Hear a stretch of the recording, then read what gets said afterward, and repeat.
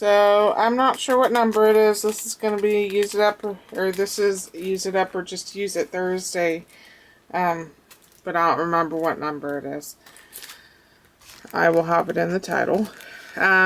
This is going to be a Use It Up this time, and I'm going to use these rub-on snowflakes that I got from Bonnie a couple years ago.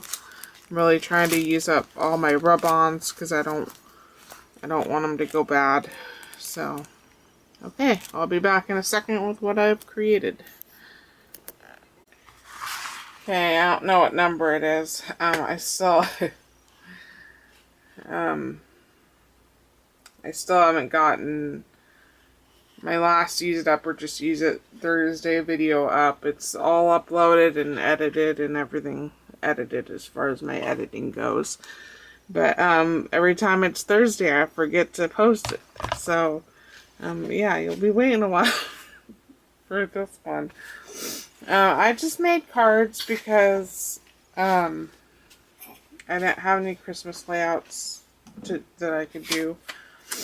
Here is the first card. It's kind of a big one. And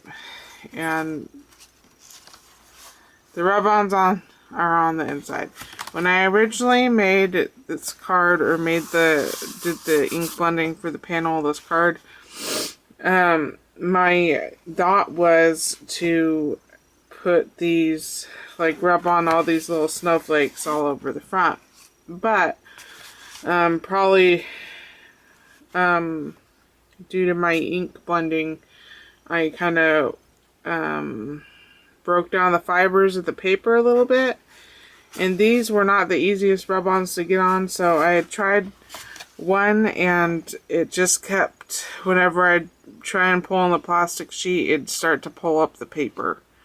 So they were difficult as is. I mean, they're older, and my ink blending did not help the situation, so I just resorted to putting it on the inside. And are you okay, Ray? On the inside. That's how it goes sometimes. These are eBay stamps. The tree line, Santa, deer, the Believe in the Magic of the Season, which I apparently did not emboss the very top of that bee, but I don't have an embossing pen. So, and I think all the snowflake stamps came from Bonnie. And the panel, these white panels I have that are scraps from envelopes, are never long enough to go with these cards, this size of a card, so I stuck some eBay, kind of like a galaxy washi, and I cut it too short, so then I had to cut another snippet there. Yeah, I don't know what to say. I can't do anything well. It's just how I am. And then the envelope, I rubbed on 2 of the snowflakes to go with it. And the envelope came from Annie.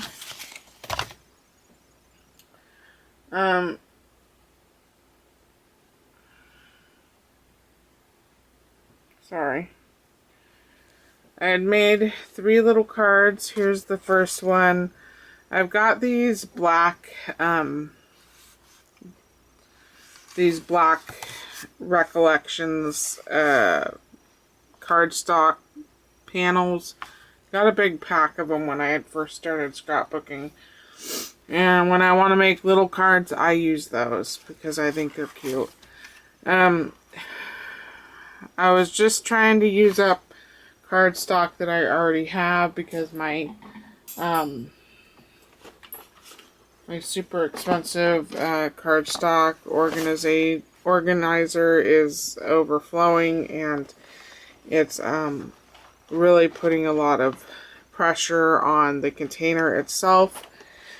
I mean, I paid a lot of money for that container, so I'm trying to weed down my cardstock. Anyways, I just picked out some colors that were big enough and that I felt could go with these sparkly blue snowflakes. And this is a Hobby Lobby sticker. This piece stamp, it's black embossed, but I overheated it because I thought I missed a section. Turns out I didn't. So now it's not glossy anymore. But the piece stamp came from Bonnie. I used some liquid pearls. I always want to say perfect pearls. Martha Stewart scallop punch on all these because on the scoreboard you can't score it exactly in half. I don't remember what the measurement is, but it doesn't work on the scoreboard. And inside, computer paper, Hobby Lobby sticker. This is some Duck Brand washi. And this is Dollar Tree washi, or it's not really washi. It's plastic tape. Just a tip, if you get frustrated with your washies lifting up on the edge, I always just stick like a very thin line on each end of the card and then stick the washi on, and that'll hold it down. These really skinny washies, like I said, they're plastic tape. They're not really washi tape. These Dollar Tree ones, the super skinny plastic Dollar Tree ones, those ones I have to glue the whole length down. But with regular washi tape, it works if you just glue it on each end, and then you don't have to worry about seeing glue lines underneath the washi or any bulges or anything.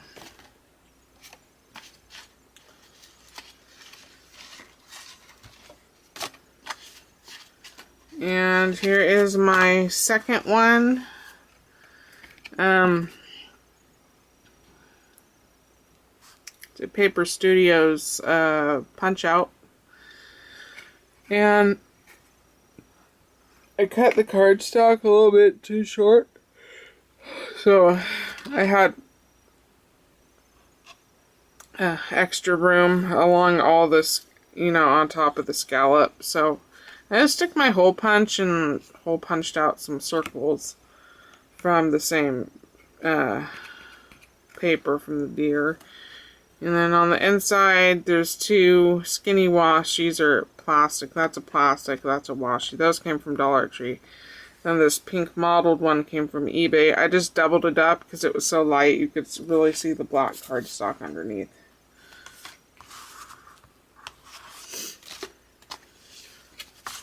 And then here's my last one. Joy stamp came from Bonnie. I didn't emboss it because I hadn't decided what I want to do.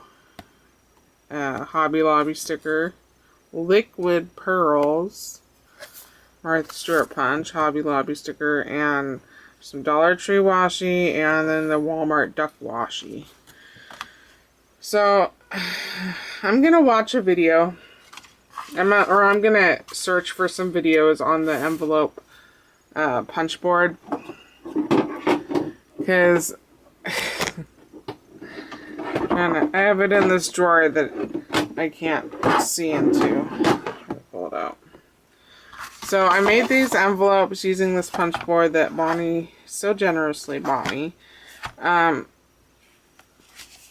I'm finding that I'm having to figure out what the score dimensions need to be myself, because as much as I love how there's so many options, unlike on the Martha Stewart scoreboard, there's like I think there's 6 different sizes of envelope or card to envelope sizes that you can see.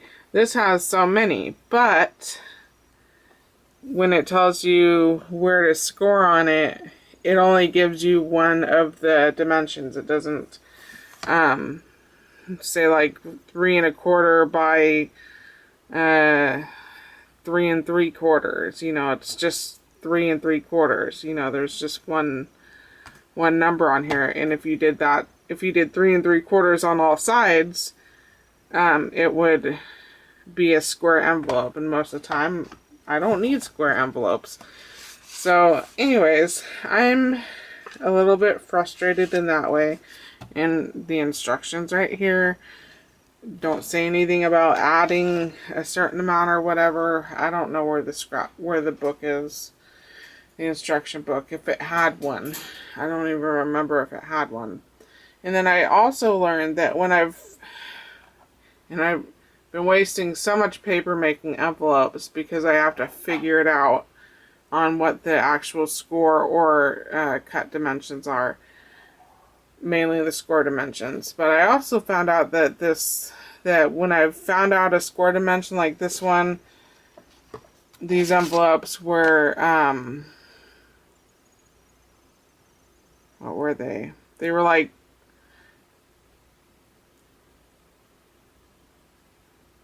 3.5. The score lines were 3.5 and 3 3/4. So I had that written in my book because I make a lot of this size cards. So I had it written in my little book so I didn't have to figure it out all over again. And I tried to use my Martha Stewart scoreboard because I had that out already. And it turns out that score dimensions that are used with this do not translate to the Martha Stewart scoreboard. It just, I don't know why. Maybe it's the angle that the paper's at. I don't know. I want to try and find a more, maybe someone's posted like a complete list somewhere on the internet of all the possible card and envelope dimensions for the Martha Stewart scoreboard. And then, I mean, I still like to use this for these smaller envelopes, but I don't know. And if I'm missing something with this, just let me know. But, you know, there should be 2 different score numbers, score line dimensions on here. There shouldn't be just one. So, okay, that's the end of my video. Sorry it took so long. Thank you for watching, and I'll see you later.